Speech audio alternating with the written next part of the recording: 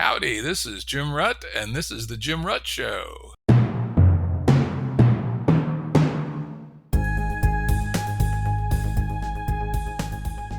Listeners have asked us to provide pointers to some of the resources we talk about on the show.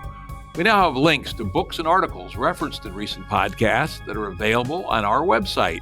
We also offer full transcripts. Go to jimruttshow.com. That's jimruttshow.com.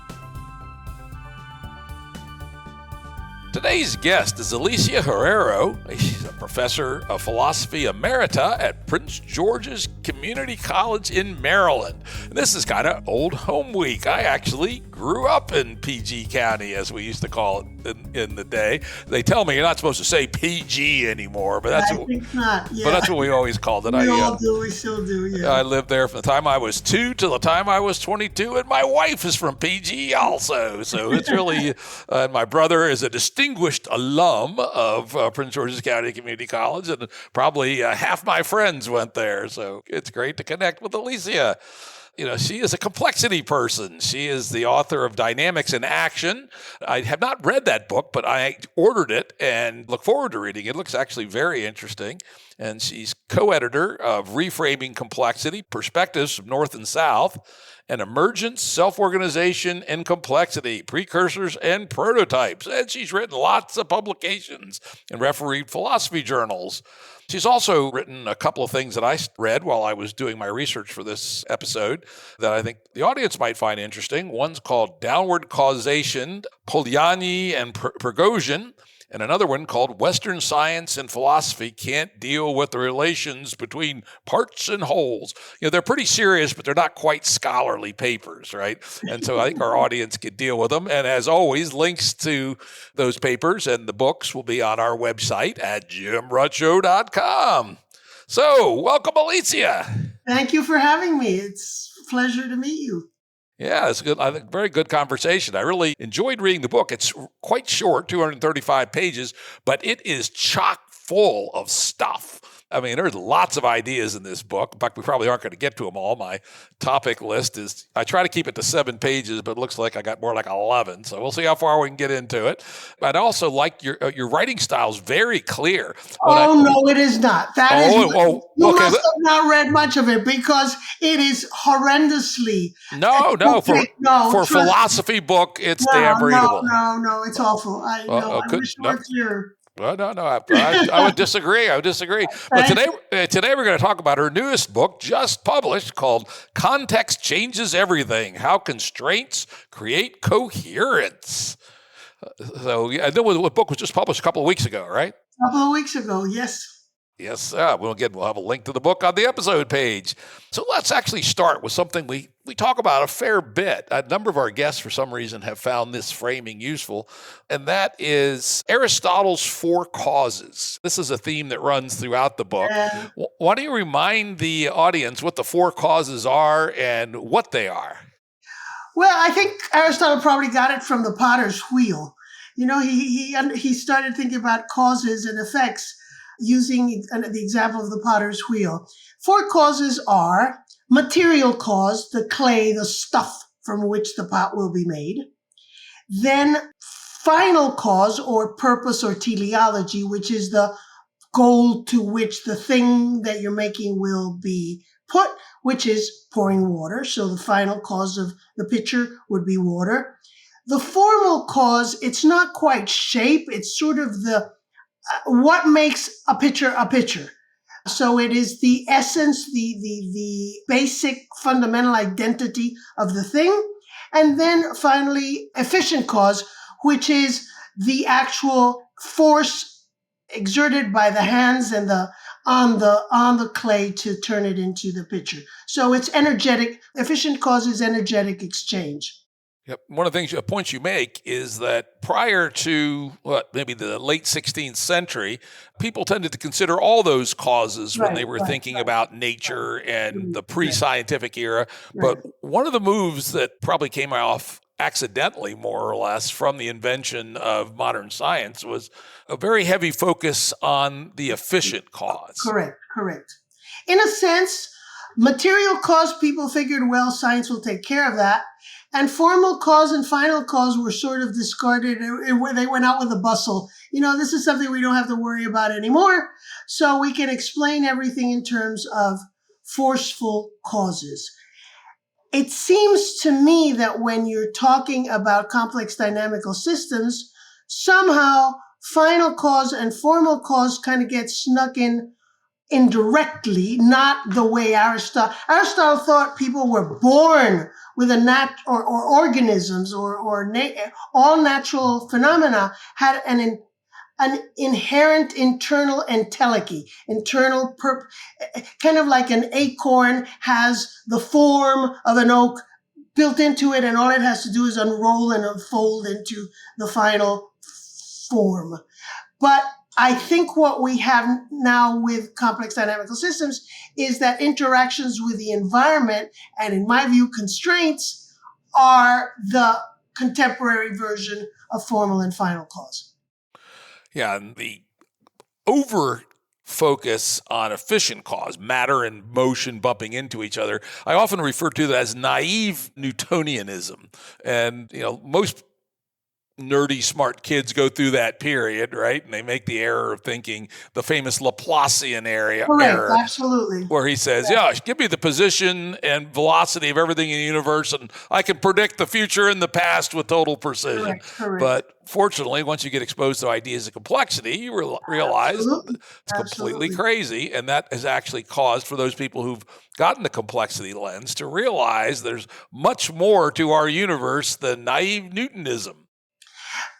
But it's amazing how it's persisted, and you can't blame people. I mean, it seems to do a hell of a job predicting eclipses, but even Newton knew the three-body problem would mess things up, right?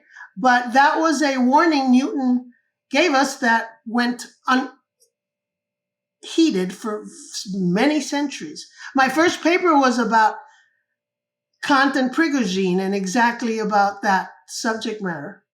Yeah, and then as you talk about in your book, one of the current manifestations of it, though I will say, it depends where you are in the sciences. Now, I've had the good fortune to be around complexity people for the last 20 years, and so there's much, much, much less of that there. But I suppose out in the wilds of solid-state physics and places like that, there's still a lot about what you call nothing-but-ism, right?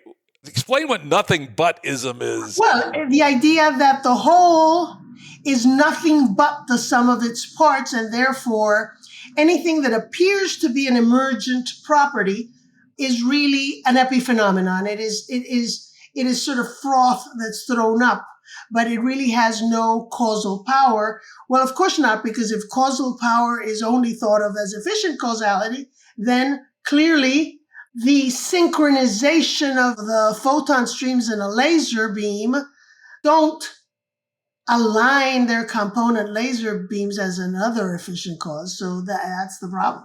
Yeah, it leads very quickly to absurd conclusions, which makes me wonder, why did it hang in there so long?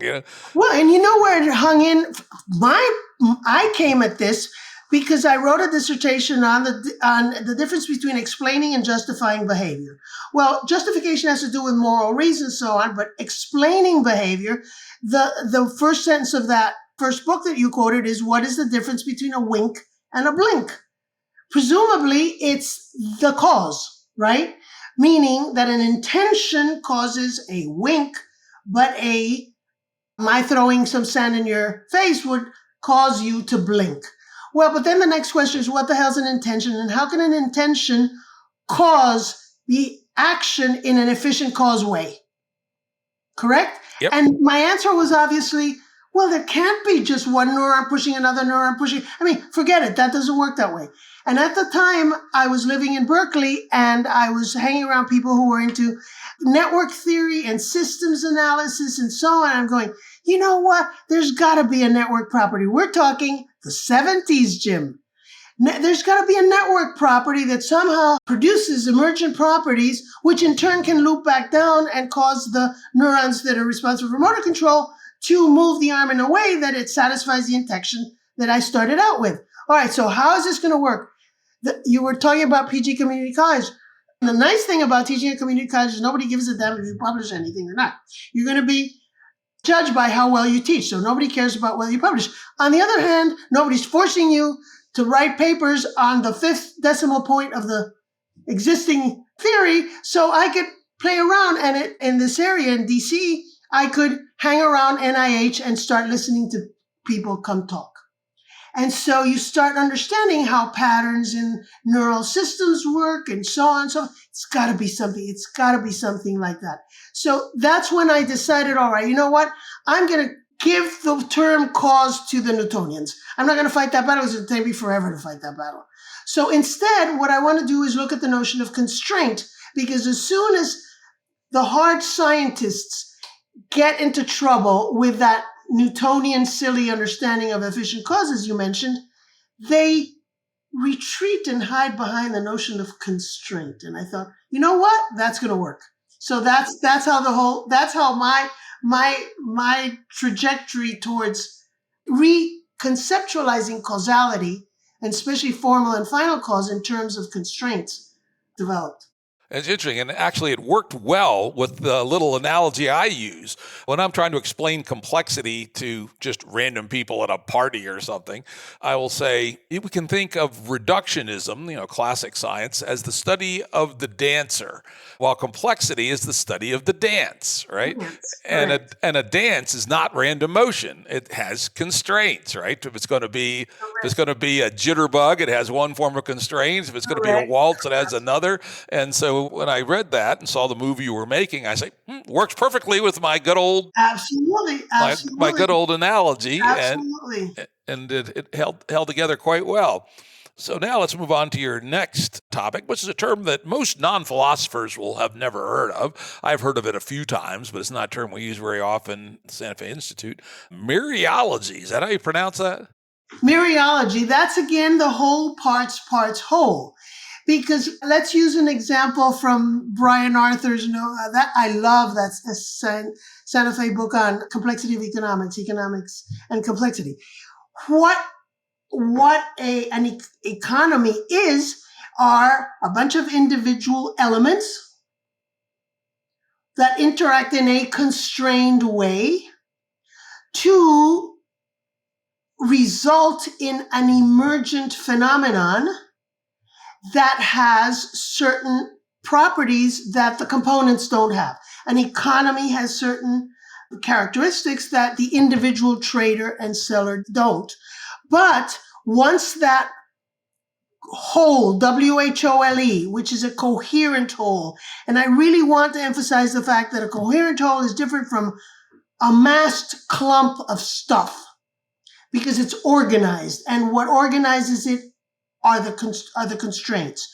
But once it's organized, then all of a sudden the components also acquire different properties, because suddenly they are now traders and regulators and so on and so forth, correct?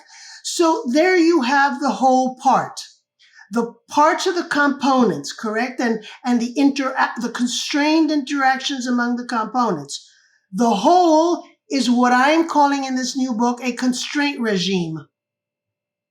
Because one of the problems we've also had, I don't know if it's Newtonianism or what, but we tend to reify things, no pun intended. We tend to reify things.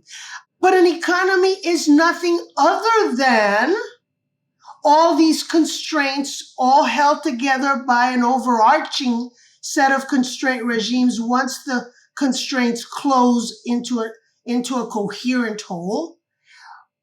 But they can then loop back down and affect their components, and they acquire, now they have a role, right? In a society, once a society is a socially organized structure, people can be citizens, they can be senators, they can be teachers. Those roles don't exist except within an organized society. So then the next question is, well, on a more general level, what is the relationship between the parts and the wholes and the wholes and the parts? If you really buy the whole Newtonian idea, ain't no difference between the parts and the wholes. The wholes are nothing but the sum of the parts. But that means you cannot explain how it is that my behavior is constrained top down by my living in a particular culture. the fact that I was born and raised in Cuba, the fact that all of these affect my behavior, but they don't do that as an efficient cause. A culture, an economic system doesn't cause my behavior to differ in any kind of efficient cause way. And but since the Newtonian revolution, pretty much mereology got thrown out of the picture. So that messes up philosophy of mind, because you cannot explain mental events if you think of mental events as emergent properties, because they should be reducible to a bunch of neurons pushing each other around. But where does the emergent property go when you have that? Yep. And I'll tell you a little example. Again, my little homey examples that I love to use on this is people who doubt we'll get this later, the idea of top-down causality. I say, let's imagine me dead and run through a blender and poured into a bathtub, right? What's the chances that those chemicals are going to hop out of the bathtub, walk down the hill, and go to the ice cream store? Essentially zero, right? And on the other hand, if it's me and I'm operating up in cognitive space and it's after dinner and we just had a nice dinner and I feel like a walk with my wife to go down and get something nice, then we may decide to haul all these atoms and molecules, and they have nothing to say about it, because this top-down idea, well, let's go get some ice cream, causes and by the way, Newtonian physics is never, or let's say physics is never violated, right? The atoms are dragged along, and they are dragged along through efficient causes. They're all stuck together and bound by various forces. But the decision to go get the ice cream came at a higher level in the stack. And and again, some of the attempts to deny that happens is just bizarre, right? Well, it is to me and you, but it isn't to an awful lot of people. And even folks, and I hope there hasn't been a change in the last couple of years, but even somebody like Brian Laughlin, who recognizes the reality of emergent properties, nonetheless gets very weary about ascribing causal properties, causal powers, let's use that verb, causal powers to those emergent properties.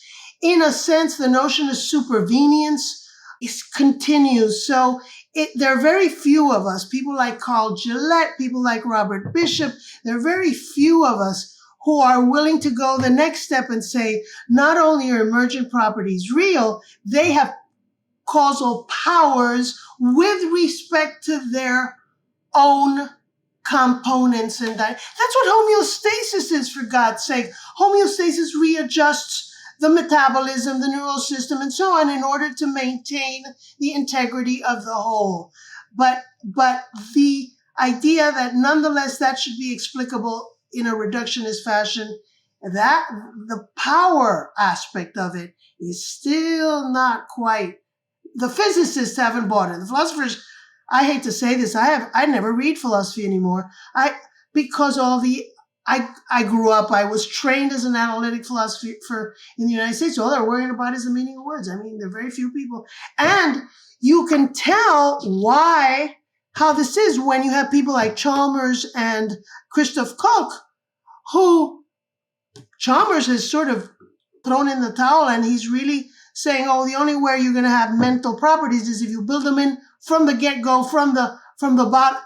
So therefore electrons have mental quality. Oh, come on. Or rocks. Give me a break.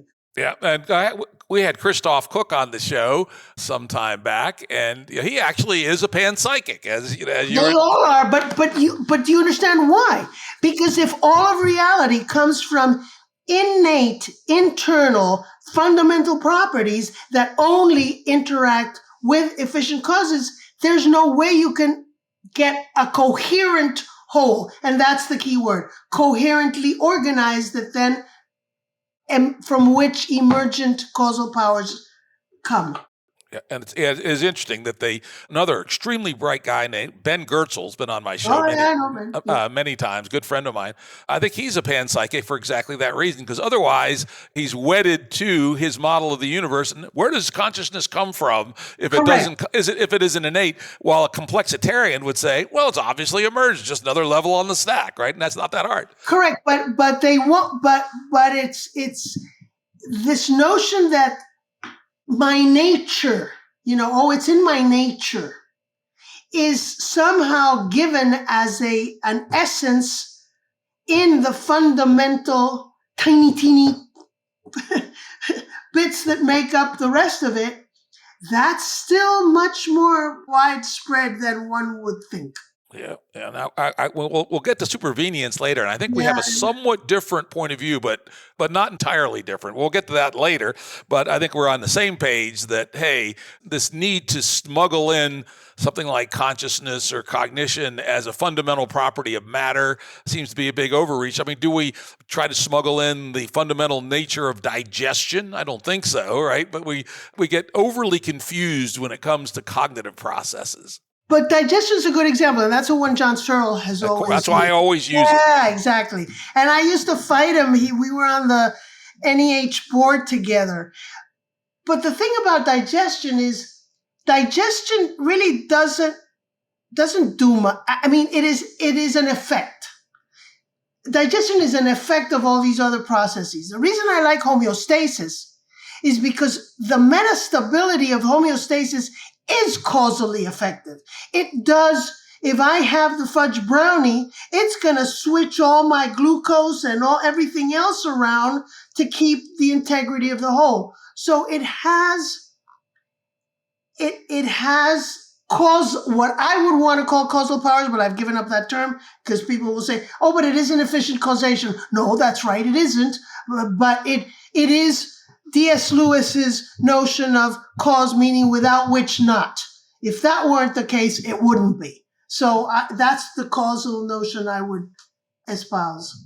Okay, let's now make the next step, which is, why don't we start to define what you mean by constraints and lay out a taxonomy of different kinds of constraints. This is where the book really started to get into new territory for me, and I found it very interesting. And that's what the new one is all about. Indeed. That's what the new one is all about. I think in the first book, I made a distinction, borrowing from Lila Gatlin's book called Information in the Living System, which was from 1960 something or other. A distinction between, I used the term at the time, context-free and context-sensitive or context-dependent.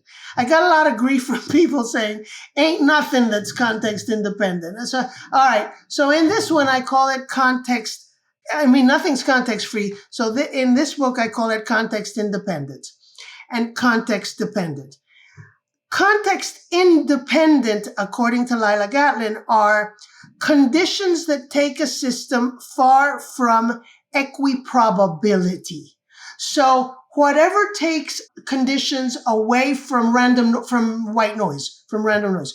So if you institute a gradient, you have instituted a context-independent constraint.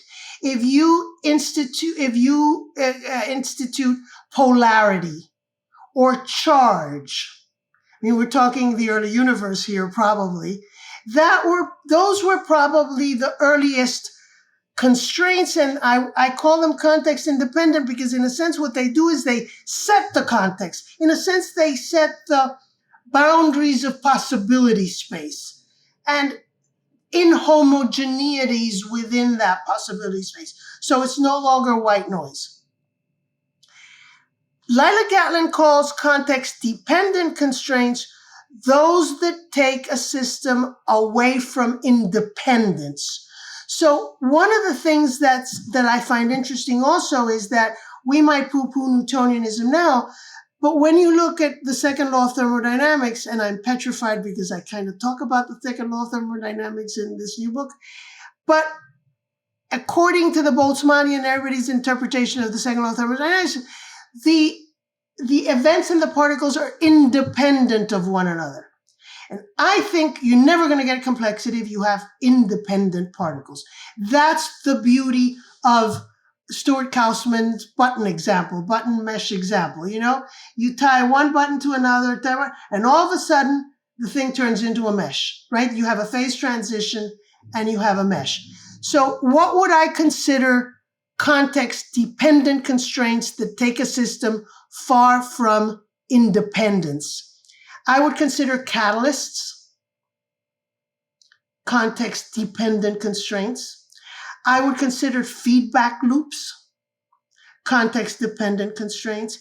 And I think since that first book was published 20-some years ago, what's nice to me is the burgeoning of epigenetics nowadays. Because if epigenetics isn't an example of context-dependent constraints with a vengeance, I don't know what is. So once you have all these context-dependent constraints acting inside a context-independent possibility space, set possibility space, then I think the possibility of complexity appears. You don't have a possibility of complexity just with emergent, just with efficient causes, but these forms of constraints do. I also make a distinction between temporal and spatial constraints. I give two examples from playground devices. A playground swing, the child learns very quickly that when they kick is as important as how strong they kick. And the timing of the kick does not impart more energy to the kick. So that's an example of where Newton alone, efficient causes alone won't work. Does that make sense? I mean, you have to, otherwise it won't kick.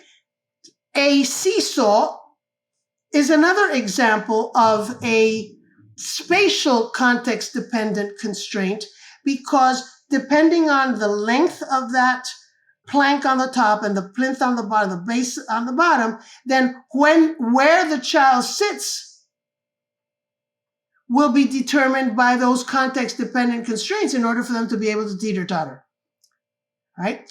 Another example that I like a lot, which I know you know Dave Snowden, and he likes to use a lot. I think I used it first, but that's okay. Is the roundabout, the traffic circles, right? The architecture of the roundabout is a context-dependent constraint that affects the behavior of pedestrians and drivers in a system. So that's another example of a context. I think sequencing is a beautiful example of temporal constraints. A has to be done before B, which has to be done before C, which has to be done before E. And it's done in a different order. The order of will make a huge difference in the outcome. So all of these I consider context-sensitive constraints. I lump a lot of those into enabling constraints because I think of enabling constraints as particularly those context-dependent constraints that together achieve closure such that this coherent whole emerges. Interesting. And you also, one of the things I thought that was interesting about your use of the word constraint is you use it very broadly. Yes. You include it, I mean, for instance, one of my mentors in the complexity space was Harold Morowitz. Oh, sure. He was here nearby at George Mason for a long time. Yeah. I used to live out in Loudoun County, and I'd come in and see him quite once a week. Yeah, exactly. And he has this idea that, the 27 emergences or whatever it is, and that each one is defined by a set of pruning rules, which, tilt things one way or the other, and that those changes are fundamental inflection points in the evolution of the universe. And some of them some of them probably are contingent, and some of them aren't. And the ones that aren't maybe correspond to your non-contextual constraints. For instance, one of his steps is defined by the Pauli exclusion principle, for instance, right? Yeah, absolutely. I mentioned that in the second book. I think notions of symmetry and conservation, it's funny. Physicists all use the word causality and so on, and use half of the time they're talking about Newtonian cause. Then when they figure it can't fit, then all of a sudden they move to principles, right? To that sort of thing. And I absolutely agree. I think rules, regulations are examples of constraints. They set the possibility space and they determine what is more likely within it than otherwise. Yeah, and I did like the point, and Harold makes the same point, that especially higher up in the stack, we're talking more probabilities than we are blacks and whites, right? Absolutely. And Perhaps what I speculate on in this new book is that whenever you have the emergence of a coherent dynamic, you have a phase transition to a continuous function.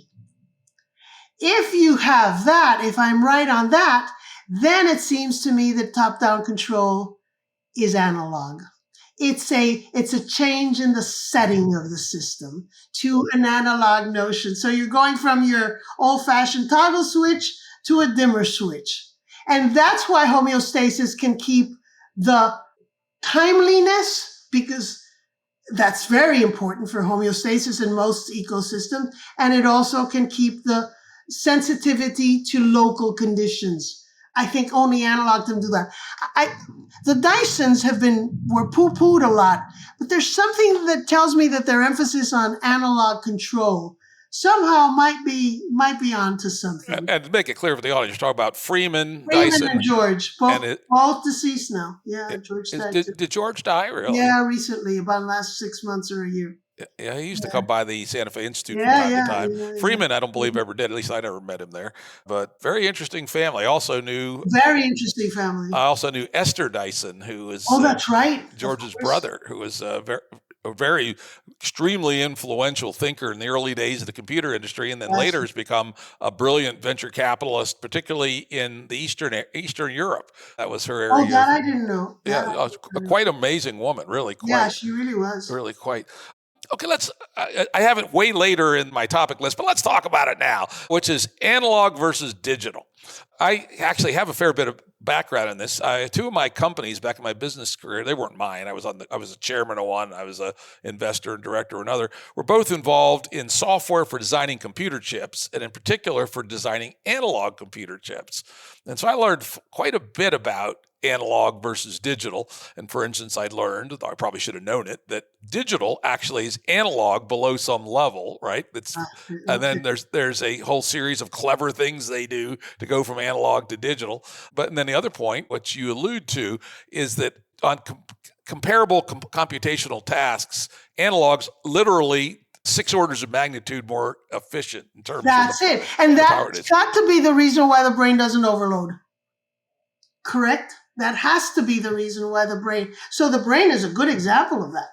Why the mind? Why the mind? When you do the phase transition to a mental event, what you're doing is you're transitioning from neuronal electrical exchanges to control on the basis of some kind of typology, a facial recognition. So now you're talking on the basis of how close is that pattern to this exemplar face. Though, again, to keep in mind, the brain is a good example because the brain is both digital and analog, right? Exactly. Neurons. Correct, and it switches back and forth. Correct.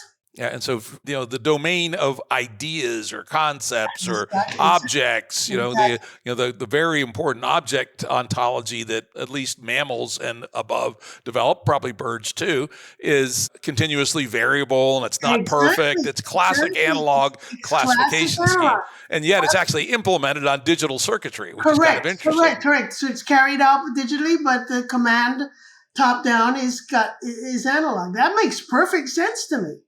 Yeah, though I would also just add that the continuously variable, while true of analog versus digital, is maybe less important than people think. Because one of the principles of computation is you can simulate analog at any level of detail you want. On the other hand, to simulate analog at extremely fine detail is very expensive computationally, while you get it for free with analog. So that's the cool thing about analog. So that George Dyson used to use as an example, even though the internet and all the computers that we use now are digital, when you look at social media and that stuff, it's what's connected to what.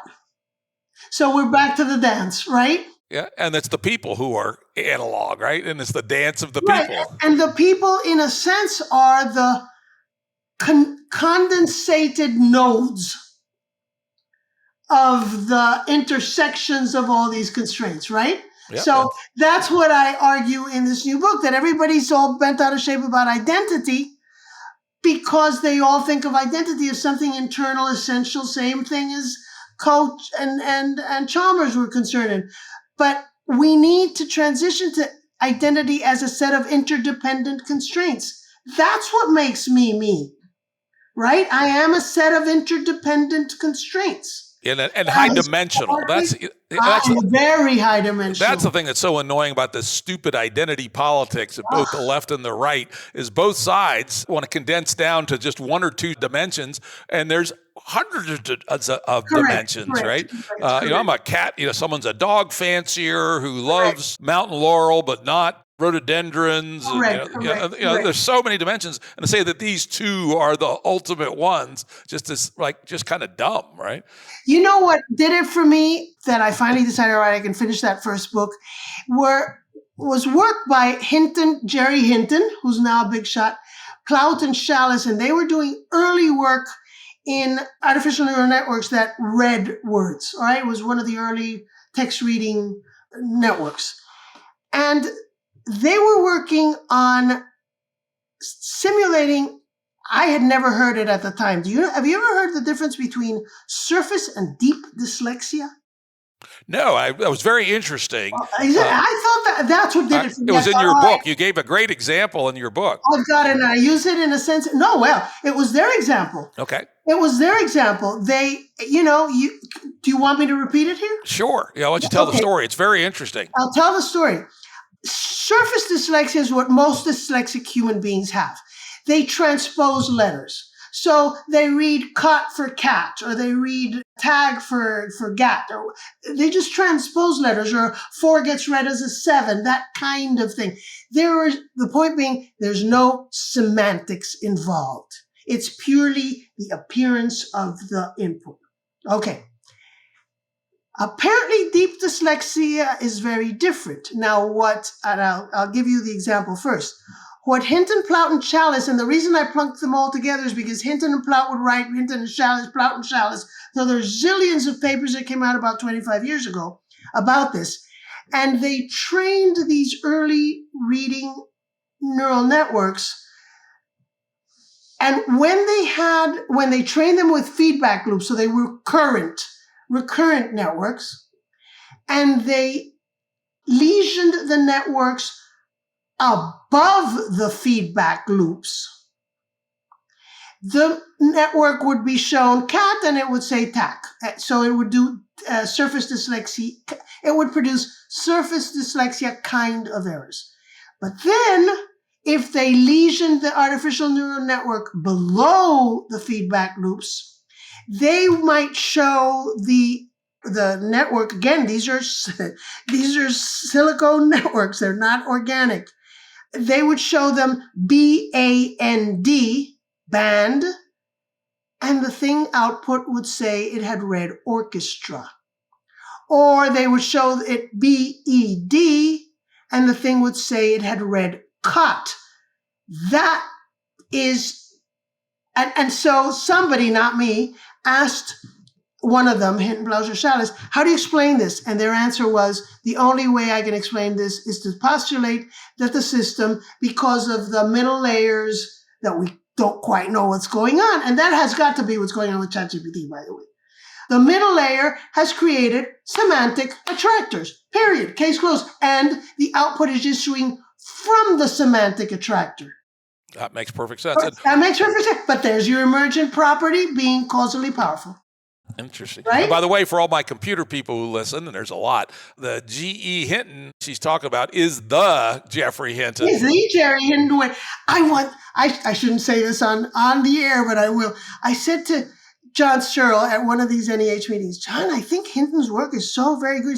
I don't understand why everybody's so interested in Hinton. I thought, he's very good. Trust me, he's very good. It is the Jerry Hinton, right? Yeah, he's the guy that did the breakthroughs that drove all the stuff that we're doing today. Absolutely. Nobody was paying attention to these reading networks a long time ago, or at least not as many people as should have been. Yeah, I was actually doing neural nets back in 2001, 2002. In fact, that's how I got invited out to the Santa Fe Institute. It was my work on evolutionary neural nets. Well, my book was published by MIT in 1999, and this has been published before, so I think that stuff was published 95, 98, thereabouts. Yep, it was It did fundamental it for order. me. I thought, now I can write this book because I have some kind of evidence that the semantic attractor in the brain, in a culture, whatever you want to call it, has causal effects. Now, when I was reading the book, I write a lot of notes. I always do. One I wanted to ask you about, because how does it fit into your concept of constraints? It certainly is one of Harold's pruning rules, and that's the idea of the species competitive exclusion principle, and which actually my core field is evolutionary computing. And so I understand a lot of how speciation works from a mathematical perspective. Right. And it's more or less a thing that is just true, right? If a competitive dynamic has these attributes, there will be, and a fitness landscape has a certain shape, there will be a competitive exclusion principle around species. Does that fit into your idea of constraint? Well, if what I speculate about there existing a constraint regime, correct, then that is the constraint regime for that possibility space, right? Yeah, it basically says that if anything is competitive, if you get too far away from the center of what's efficient in that part of the fitness landscape, inevitably you'll be less, not inevitably, most of the time you will be, less fit than the ones right at the near the peak, and therefore your numbers will go down. So it's very hard to move away from the peak of the species definition, the phenotypical collection. Of course, as you point out, they're not all the same. They're an ensemble, but they nonetheless cluster around a species type. Correct. I don't know if this is an attempt to answer your question or an attempt to evade it. I'm not sure. Tim Allen, T.H. Allen and Starr, who have that book, they've got two editions of it. I like the first edition better, called Hierarchy Theory. And they use as an example prairie grassland ecosystems in the Midwest, where apparently the prairie grassland competes against flowering plants. It also competes, obviously, against Forbes horses that eat the grasses, correct? Apparently, if you look at that whole ecosystem, and you look at it from the point of view of the grass, right? Competition with the flowers is a lot harder than competition with the horses. Apparently, flowers will really do a number. Flowering plants, I don't know, dicotyledons or whatever the hell those things are called. All right. So over a period of time, the prairie grasses have sent out, and of course this is all selection. I'm not at all disputing, obviously, Darwinian. They have sent out meristems. Meristems are these shoots right below the surface, but that stick out enough that the horses can eat them. And so in a sense, Jim, the grass invites the horse to come in to feed and incorporates it into what is now an enlarged ecosystem. So instead of having two competing species, what you're having is the enlargement of the niche or the constraint regime. And Tim Allen says it's kind of like they Shanghai what was a predator and to incorporate it into an enlarged constraint regime. Now the horse is part of the grassland ecosystem. And that's how they keep the flowers at bay. I think that way of looking at it as a dynamical mutual adjustment system is an awful lot better than two species competing. Yeah, two species are competing, but this other stuff, and that I get from the fact that I didn't realize until fairly recently that the understanding of the term fit during Darwin's era meant more like you go to a tailor to get a fitting for a new suit of clothes. So when you think of fit in that sense, it's what is it? It's a mutual adjustment, correct? Which means that when I talk about constraint, the form of bottom-up and top-down relationships has to be one of mutual constraint adjustment. That's what it basically is. You're adjusting all the constraints to see how you can best satisfy the overarching dynamic. Yeah, then to your example of the grasses and the horses, etc., it's always in a co-evolutionary context. Exactly. And that's your idea of context, right? It's temporal too. It's temporal too. You've got to include temporality. Absolutely. Yeah. And all right, so let's move on here. Yeah, that was good, actually. In the interest of time, I'm going to skip over the COVID example, and let's talk more about time, temporal constraints. And I think you did a really nice job of talking about cardinality, ordinality, and indexiality. Indexicality. Indexicality. Okay. I want you to distinguish those, particularly distinguish cardinality from ordinality. Well, cardinality is just amount, correct? So a pile of sand has a cardinality. A pile of sand has bigger or smaller, correct. Right. But ordinality is first, second, third. I don't see where you can get first, second, thirds much out of Newtonian mechanics. Whereas once you have temporal constraints instituted, this has to occur, and this sets the stage for then the next thing to occur, and that sets the stage for the third thing to occur. Then you have ordinality, which is first, second, third orders, right? Indexicality takes it a bit for it's like perspective, or the position you are in a complex dynamical structure means there are certain properties that are indexical. This is to the left of this. This is to the right of this. That's what I mean by indexicality. It really has wreaked havoc in philosophy of mind, because intentional causation, again, is eminently indexical. So one example I use in this new book is that philosophers use all the time. Mary told John's wife that he was cheating on her. But Mary doesn't know that John's wife's name is Alice. So did Mary tell John's wife that it was Alice or not? Do you see what I mean? It has to be interpreted, I think, in terms of the emergent dynamics and the emergent properties. So it has to be treated in terms of indexicals, inside and out. So I think once you have emergent constraints in place, that's what, and I wish there were a verb that makes, how can you make a verb out of the word rugged? Ruggedify. Yeah, ruggedify. I like that. That'll work. It ruggedifies the possibility space, right?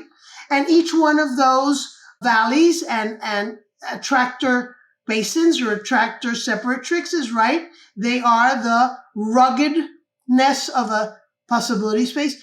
And that explains why the view from inside an attractor looks real different from the view from the hill overlooking the next basin of attractor, correct? And when we talk about causality, we have to take that kind of indexicality into account.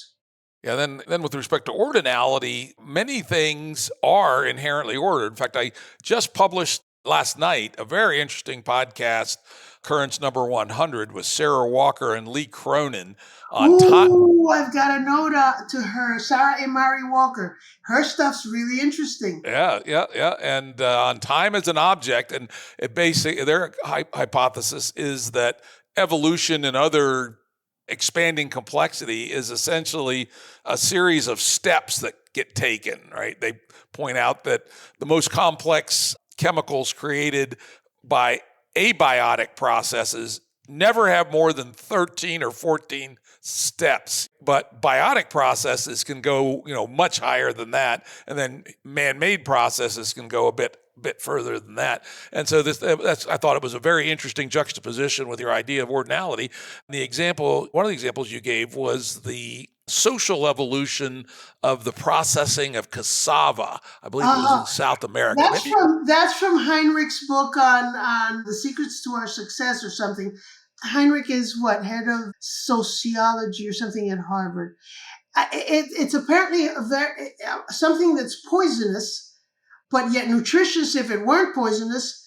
The indigenous community in South America has figured out a way of leaching out that poison, but the preparation for that root vegetable has to be done in a particular sequence, because if you don't, you're going to kill out the entire population. Correct? Going back to Sarah Walker, somebody told me day before yesterday that apparently there's something, I'm not on Twitter, which I probably should be, but I'm neither on Twitter nor on Facebook. Somebody told me that somebody wrote a Twitter comment saying that Sarah Walker's driving forces are mind constraints, which is flattering, I think, for me. Yeah. You should chat with her. She's very good. And Lee, too. The two of them were one of the better hard science episodes I've had in a while. Lee Cronin is very good. Yeah, I like his stuff. Interesting. Okay. Now you mentioned, why not hit on these, because they're classic, rich examples: Kaufman's buttons, Huygens pendulums, and Benard cells. And paint those in with your ideas around. Well, the Benard cell was what was the source of all my interest in complexity theory. It was the early 1980s, Jim. Could you tell us, folks, what it is? Not everybody knows. Okay, a Benard cell is, you take a pan of water. They're called Rayleigh-Benard cells, and they were discovered at the beginning of the 20th century by Rayleigh and Benard. Take a pan of water, any kind of viscous fluid, and you heat it uniformly from below. All right, you still have conduction. After a certain gradient, after a certain threshold of instability, that's my context-independent constraint, Jim. After you pass a threshold of that gradient, the system cannot handle any kind of fluctuation, and it will, and the context will amplify any minor bubble or perturbation, and all of a sudden you will get convection cells, those rolling hexagonal cells made of billions of molecules of water that all align in a self-organized way, and that the cell itself constrains top-down the individual molecules of water, so they behave as if they knew what was the one next to them was doing. All right. So it was the 1980s, and I had to go to jury duty here in Montgomery County. And so I took a bag full of stuff that I had to read. And I figured, and I was reading Kant's Critique of Practical Reason. Kant's Critique of Practical Reason says the problem with and by the way, at the time that Kant wrote, teleology was synonymous with self-organization. Go figure. 1804. Kant said, in order to understand this kind of phenomena, he said, we need an understanding of circular causality that is unknown to us. Because remember, Kant had bought the Newtonian, Humean Kool-Aid that was all effective, efficient causality. So he said, but look at how nature works. A tree produces the leaves and then is produced in turn by the leaves. So the whole tree is produced by the component parts and in turn loops back down and produces the components that created in the first place. And so I'm reading this going, all right, yeah, but how do we fit this into modern science? And then the Prigogine and Stenger's Order Out of Chaos had just come in print. And he's looking at dissipative structures, which all have that process. You get individually constrained interactions that after a threshold of instability cross a phase transition and self-organize to produce a whole, which then loops back down and constrains the component parts. So that to me was, whoa, I found a scientifically respectable way of explaining teleology and formal cause. That's what did it for me in the 80s. Yeah, that you were at the right place at the right time, because Prigogine certainly... Well, it just... See, and again, not having to publish so that you... Go where you want to go, right? Decimal point of whatever you already exist allowed me to be a dilettante and play around with ideas just because they were interesting. Yeah, and one of the things that Prigogine predicts is that these, especially these abiotic complex systems will actually be more efficient at burning energy than their predecessors.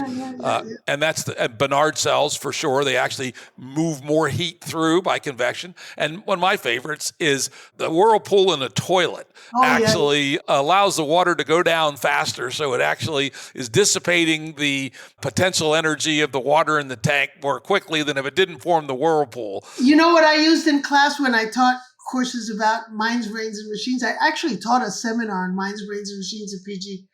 But I take the the standard 2 large gallon. Put them together and then watch the tornadoes in them. Exactly. And the students would, ooh. Yeah, we made one of those for my daughter when she was like a middle school student. Yeah, that was a cool thing. They can really appreciate it intuitively. Yeah, so the idea of Prigozhin and the idea of dissipative systems, even though they have more structure and more interesting things going on, are also, generally speaking, more efficient at burning energy. And so the good old second law never actually gets violated. It's just in a different form. So this, then, you've set me up perfectly. But thermal equilibrium gets retarded a bit because you have a structure that gets created in the process that persists a bit longer than the component parts, which is true. But that's the explanation for social systems. That's the explanation for in cities, right? Cities are more energy efficient than they're organized, right? Yeah. Though they burn a lot per unit square foot, they burn a lot, but per person they're less. Which actually now sets up to my next topic. You're not going to fool the second law. No, exactly. That's the one law. If anyone ever comes to you and tells you they beat the second law, tell them to go pound sand. Right. And so now we get to where it gets more interesting. And this, of course, is the secret of life: is catalyst loops, autocatalytic networks, etc. This is where we go from whirlpools, which have a self-forming part, but they're not fully closed loops, right? And I really liked a book that came out about 7 years ago by two. A lot of them worked out of the University of the Basque Country in Spain, and the good thing about those folks is they published in English. Otherwise, they would go into a black hole. But they published it. Unfortunately, this book is Springer, and Springer's so damn expensive, nobody buys the book. But I think they're very good. And the book is called Biological Autonomy. And their argument is that, things like the Krebs cycle and so on, these are closures of process. But once you start having autocatalytic and hypercycles a la Eigen and so on, what you have the constraint loop that closes is a loop of constraints themselves.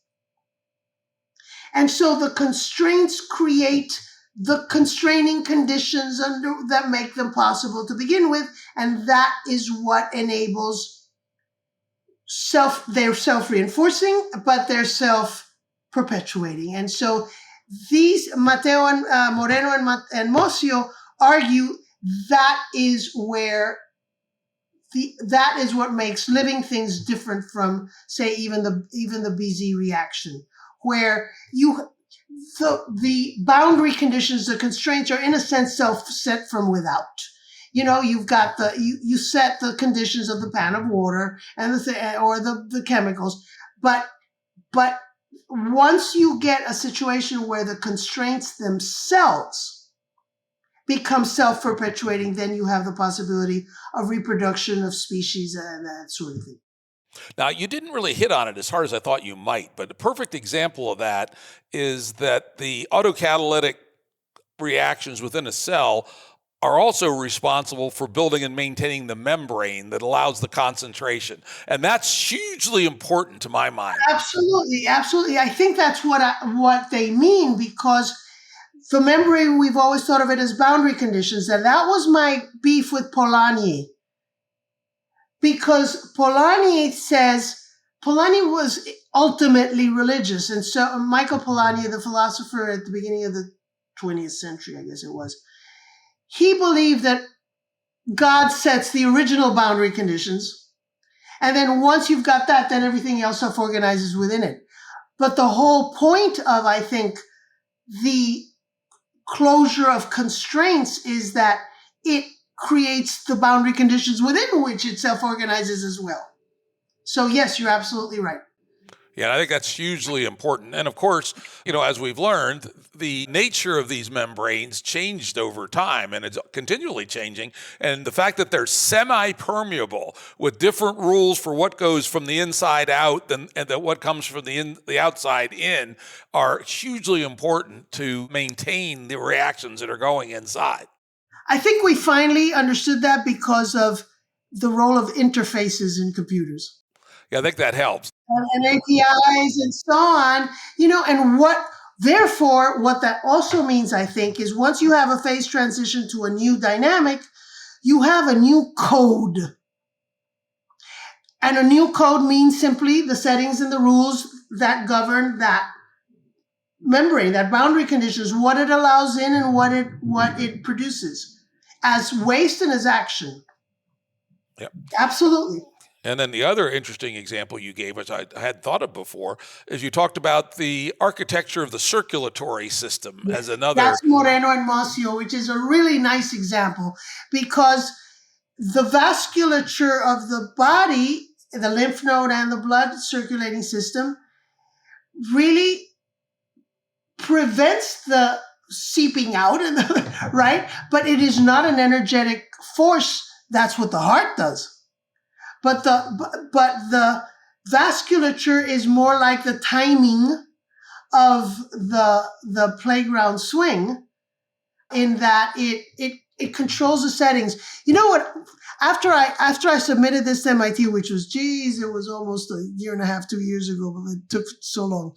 I am fascinated recently by the inflammatory system and the immune system connection, because they're now talking about 3 levels. They're talking about structure, function, and then regulation.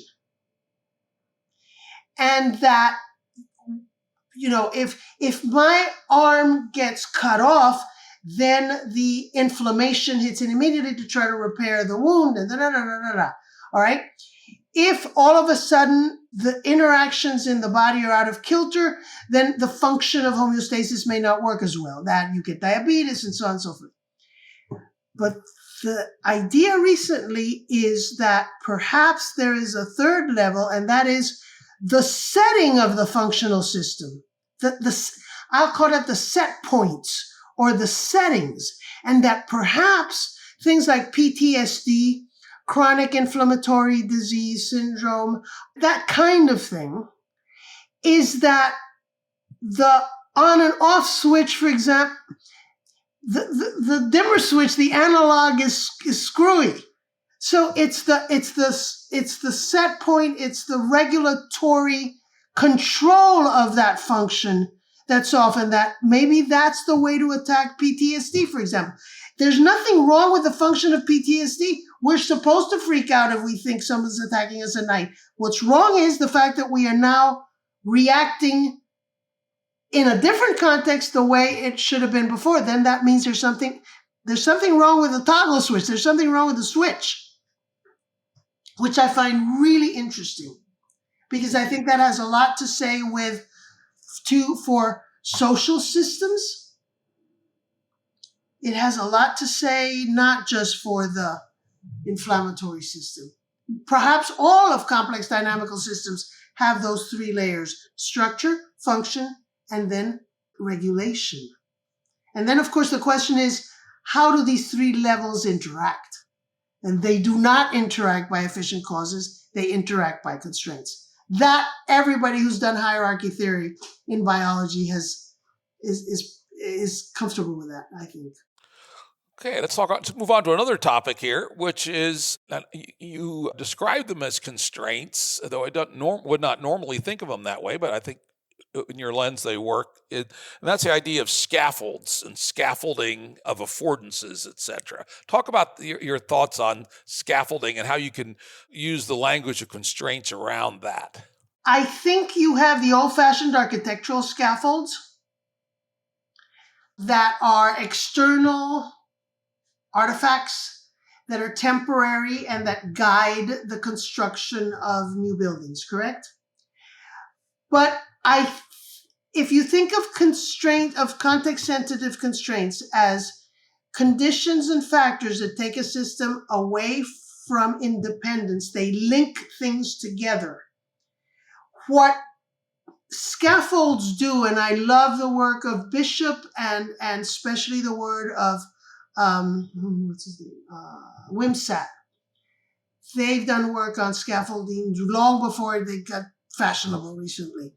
They provide a temporary equilibrium point from which to take the next step, and it's not only, it's like a ratchet. I think of scaffolds almost like ratchets. They provide a temporary metastable position from which the next step, whose direction the scaffold itself also suggests, can be more easily taken. So that chapter you're thinking about from the new book, there's so many other different types of constraints, of that kind of constraints. There's entrenchment. That's a hell of a constraint that we use a lot, especially in social systems, correct? Yep. To retard any innovation, or buffers. I think probably the difference between a buffer and an entrenchment might be how long it lasts, right? But it's a way to control the relationships between the inside and the outside and the next step. That's why I think of it as a form of constraint, because the scaffold, again, is not, my bête noire is always efficient cause. I'm always thinking, well, this is something that has effects, but not as an efficient cause. So I have buffers, I have entrenchment, I have scaffolding, I have that kind of process that we use a lot. And now you could throw those in with catalysts, Absolutely. and certainly, Exactly. let's say scaffolds and catalysts both have the effect, while they don't necessarily provide energy themselves, they lower the activation energy for something to occur. Correct. And even those scaffolds that are not temporary, like the flying buttresses of Gothic cathedrals that end up being part of the structure, and that is also true of these lattices they implant that are embedded with nutrients that promote bone growth, right? The point being that the location and the direction of the holes in that lattice are what pattern the bone growth. But then they end up getting absorbed and becoming part of the bone itself. So these are all forms of affecting consequences that are not, or that are in addition to. I don't want to discount efficient causes, obviously. I just don't believe they're the full story. Yeah, and this, in some sense, the basic laws of physics continue to be true, but there's much more interesting structure being built that's in addition, and that's what the naive reductionism misses. Is that these? Go ahead. I'm sorry. I interrupt. I'm Cuban. I'm sorry. You talk with your hands. Right? That's right. And that's, again, I think that it's kind of this myopia of over-reductionism. Nothing wrong with reductionism. No, there's nothing wrong with that. You need to know both the dance and the dancer, but there's the sense that somehow the relational and the dynamical are not real. They're every bit as real as the primary properties, right? And that's my problem with mereology and nothing-but-ism and so on. The problem that everybody complained about top-down causation is not possible is because it would violate physical closure and it would violate the conservation of energy. Sure, if you think of it as efficient causes, of course it's going to do those two things.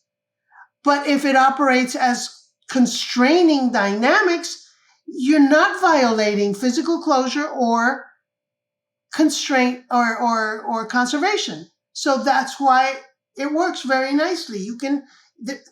It's not violating any basic physics tenets. Yeah, why don't you do a little riff on that? Because that is one of the questions in complexity, right? And it befuddles the layman in particular.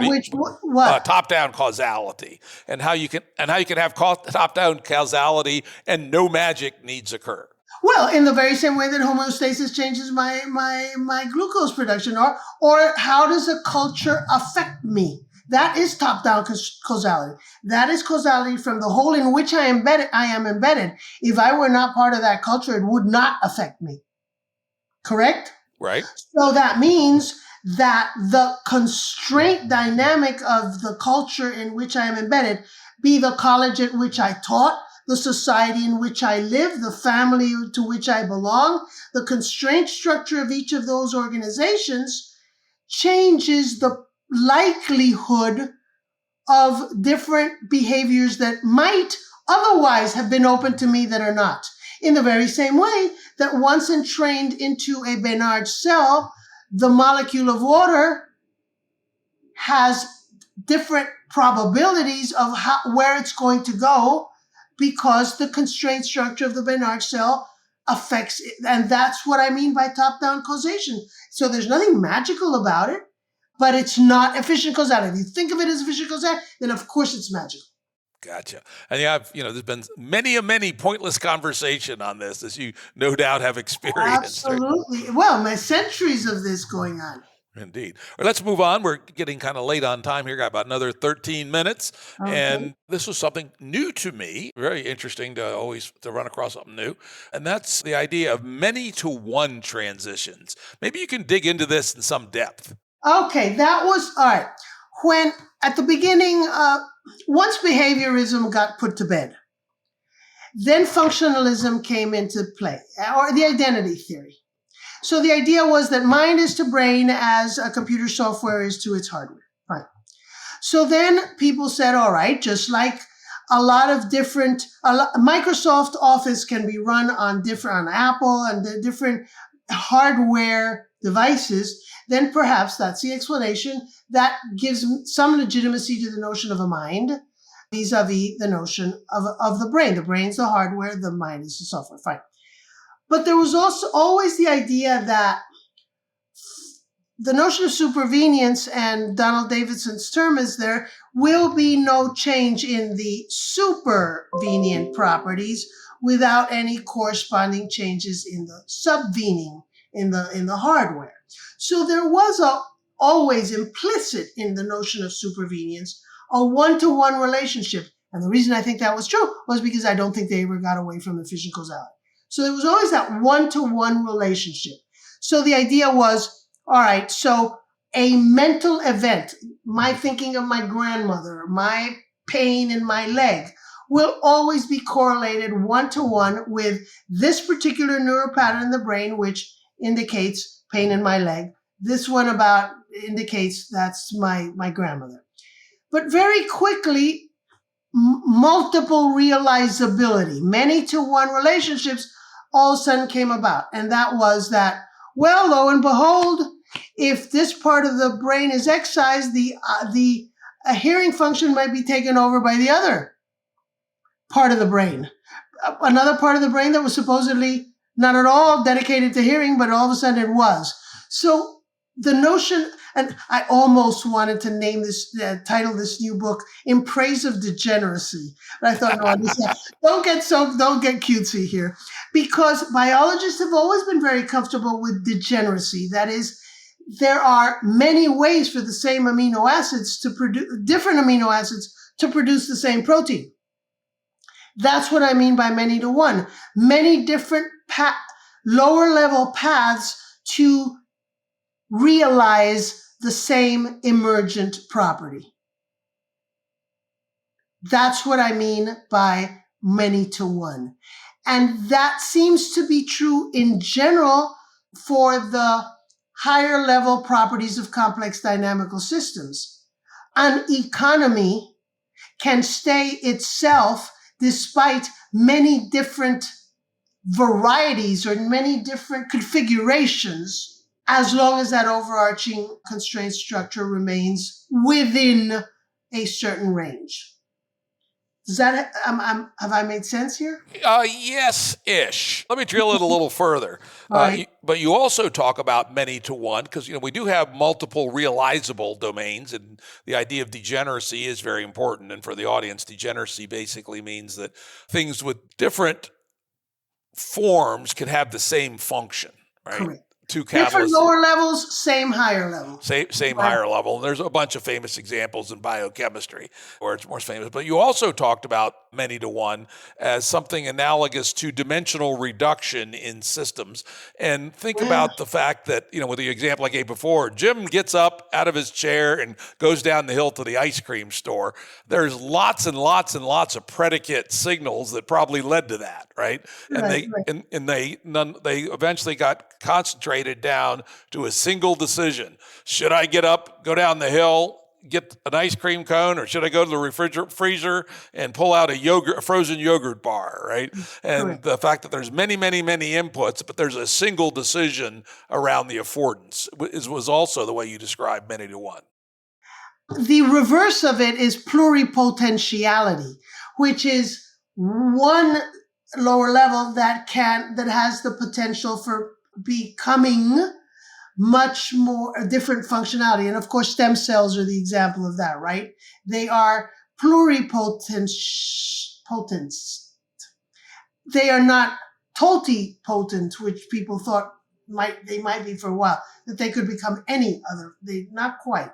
They're totipotentiality. But that was the problem with supervenience, because then the question was, how can the same neural processes in the brain produce such very differently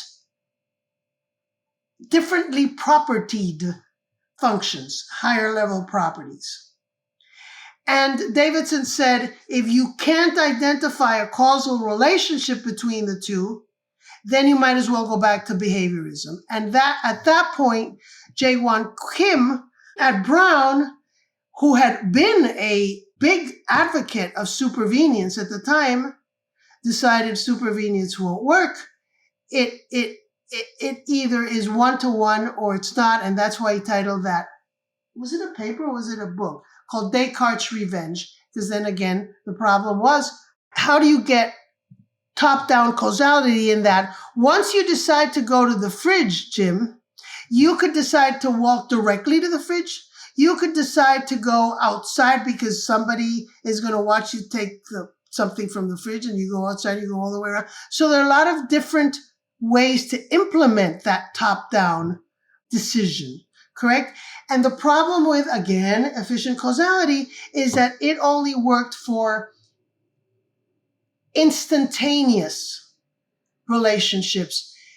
Efficient causality cannot handle what used to be called in philosophy standing causes. In other words, I decide I'm going to write a book, and it took me 2 damn years to do so. So how on earth does that intention continue in force and continue exerting an influence all throughout those 2 years? That's what I meant in that sense by multiple realizability top down.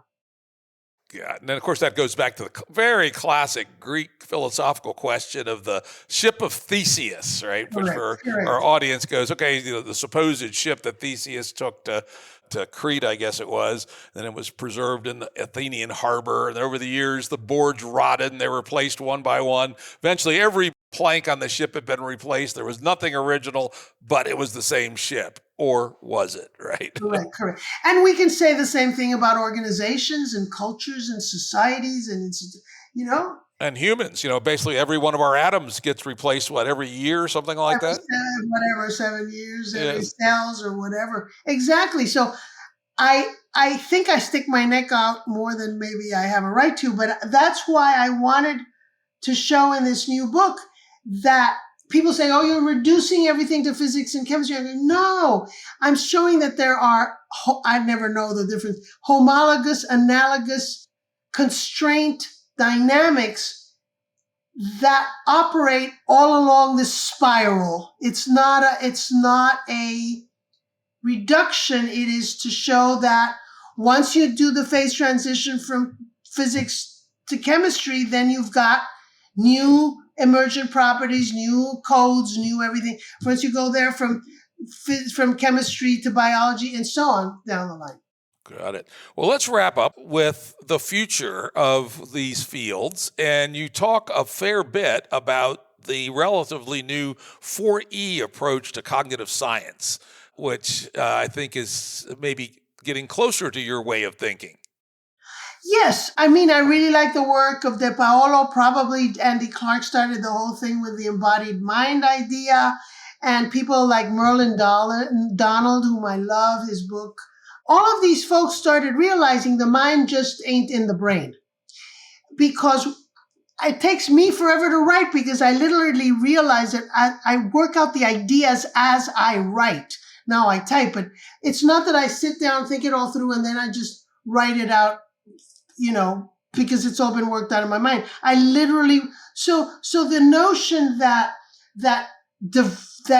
our minds extend beyond the boundaries of our body to artifacts, to tools, for example. When you're driving, I'm the designated teach your grandchild to parallel park person because their parents are petrified and nobody else wants to do it. And I'm a good parallel parker.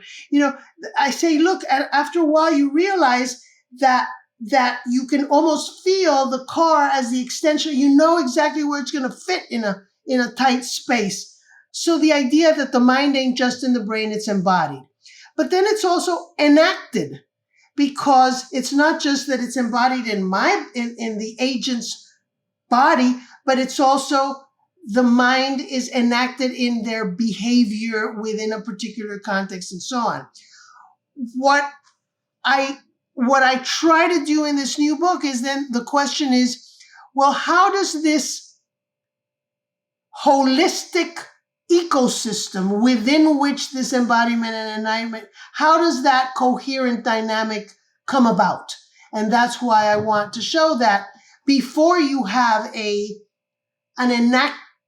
I don't think that if you're not Japanese, a tatami mat affords sleeping.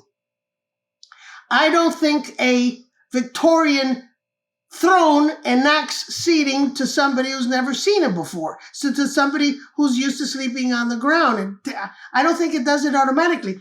It is part of a whole ecosystem, a whole coherent dynamic. And my question is, how do those coherent dynamics come about? And again, my answer seems to be, I don't know what else to call them, constraints. All of these processes. An accumulation of constraints over time, and they're channelized. But it's not just accumulation in that one damn thing after another. It's how they interweave with one another. That's what creates this overarching, interlocking set of constraints. Yeah, and those constraints are real in some sense. See, I say from the beginning in the book, ever since Kant, every time something gets bored, we all hide behind epistemology. Oh, well, it's the way we make sense of things. No, damn it, I think that's the way reality works. And I don't need to. I had tenure. I don't need to worry about pleasing somebody else. I can say this. If it's wrong, it's wrong, but that's okay. All righty. Well, I really want to thank Alicia Juarrero and her new book, Context Changes Everything. As you can tell by our conversation, I learned some things, I had some new ideas I'd never been exposed to. I thought it was really interesting, and despite what she said, I thought it was damn well written. So thank you, Alicia. Well, thank you so much. Audio production and editing by Andrew Blevins Productions. Music by Tom Muller at modernspacemusic.com.